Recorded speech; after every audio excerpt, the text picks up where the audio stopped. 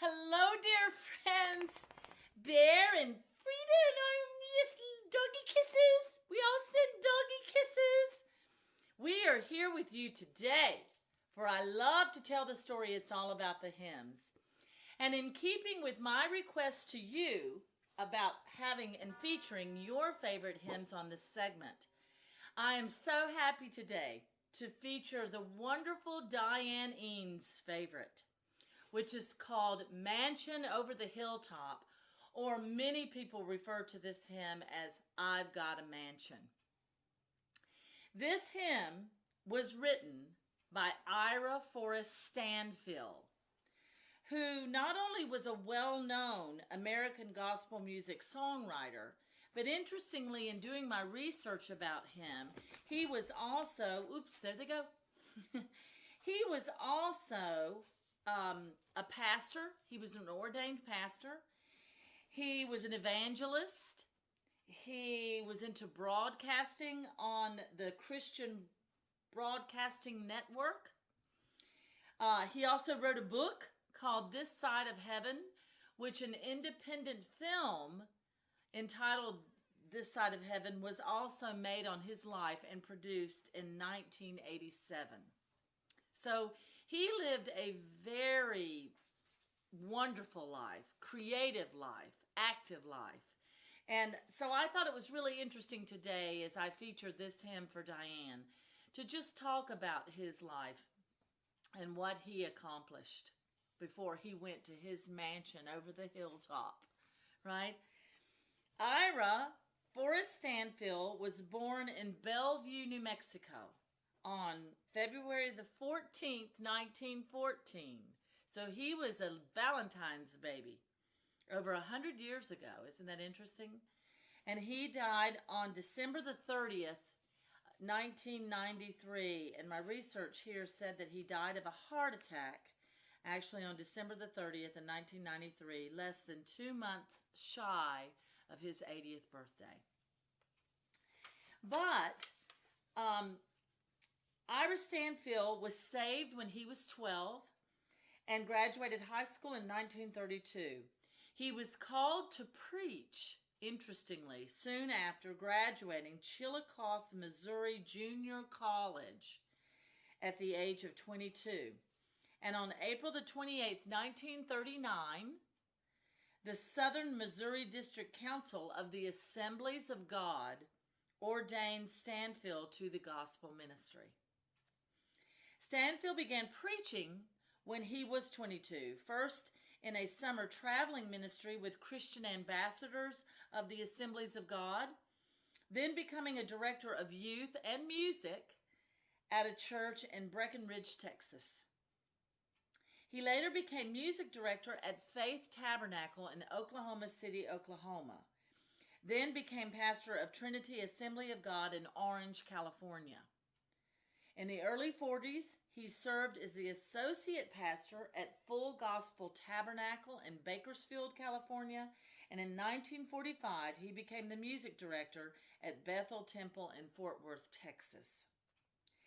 In 1956, he was the founding pastor of Bethel Assembly of God Church in Lake Worth, Florida. In September of 1962, he became pastor of the Assembly of God Church in Lancaster, Pennsylvania. So he moved all over the country, but always with the Assembly of God churches. Isn't that interesting? In 1968, he was pastor of Rosen Heights Assembly of God Church in Fort Worth, Texas, where he oversaw the construction of a new building and the renaming of the church to Rockwood Park Assembly of God. After serving 13 years as pastor of Rockwood Park, he resigned to devote more time to evangelism and concerts. So if he was born in 1914, by this point, 1968, he was 54 years of age when in 1968, he oversaw the church. He was pastor of this church and then oversaw the construction. So he served 13 years as that pastor. So it sounds like in his late 50s, maybe even by the time he was about 60 years old, is when he resigned to go into evangelism in concert. So the point of that for me, as I thought about that timeline, is you're never too old. Think about Marion Myers. As Pastor Elizabeth said, Marion oftentimes says, I'm 88 years young. And I just think that is so inspiring, because whenever the Lord wants to use us, he will. And I think people who are called, like Mr. Stanfield, Pastor Stanfield, he just continued clearly until the day he died. So what a life well lived, right? Never forget that. You're never too old to be used by the Lord. But he was an evangelist traveling to churches and Bible camps at this point around the country, and was accompanied by his wife. His first wife, her name, let me find it here, was Zelma Lawson. And she was a minister's daughter who played piano by ear and accompanied her parents on a local radio program. Clearly, this was the wife that he traveled with. He had two wives, but this was the wife then that he traveled with. They played and sang some of his compositions in addition to his preaching. In 1941, they joined the team of evangelist Raymond T. Ritchie. An ad for the crusade labeled Stanfield as a preacher of old-time religion. And in addition to traveling throughout the United States, he preached in 40 other countries. Occasionally, as part of his crusades, he would ask members of the congregation to suggest titles for songs.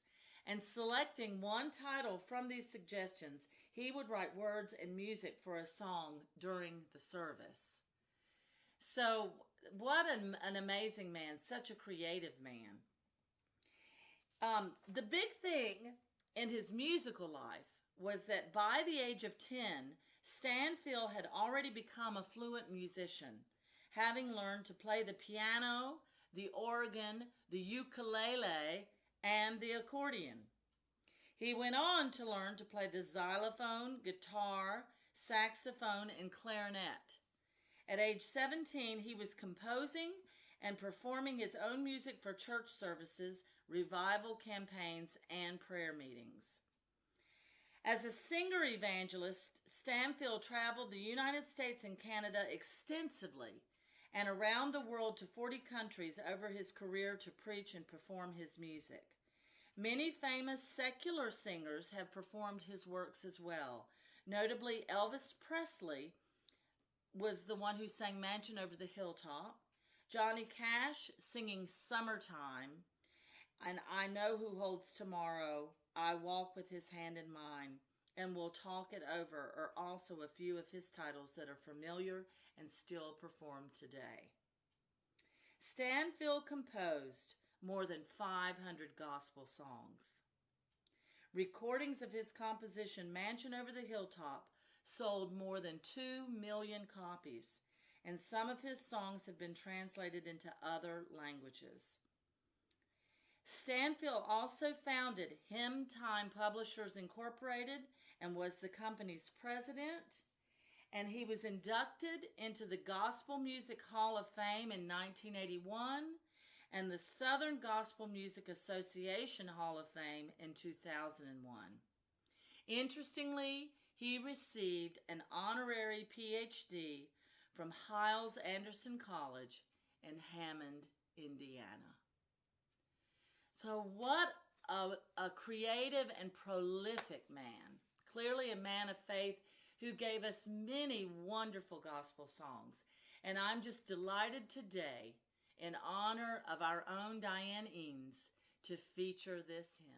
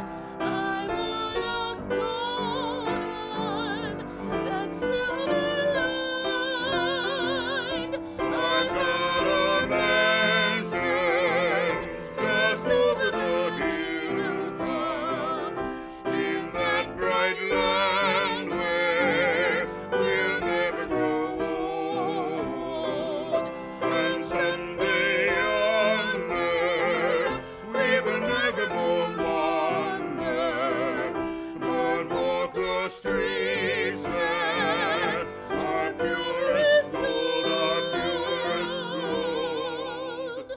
Though often tempted, tormented and tested, and like the prophet, my pillow was stone.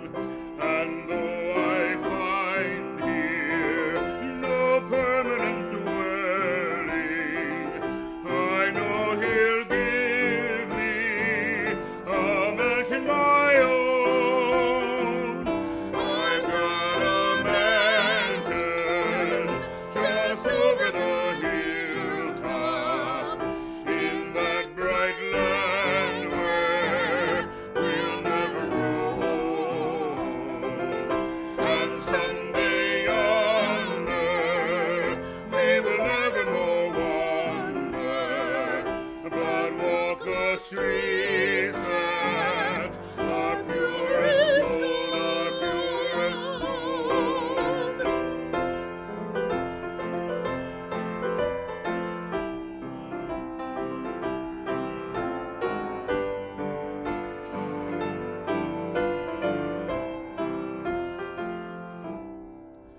Don't think me poor or deserted or lonely.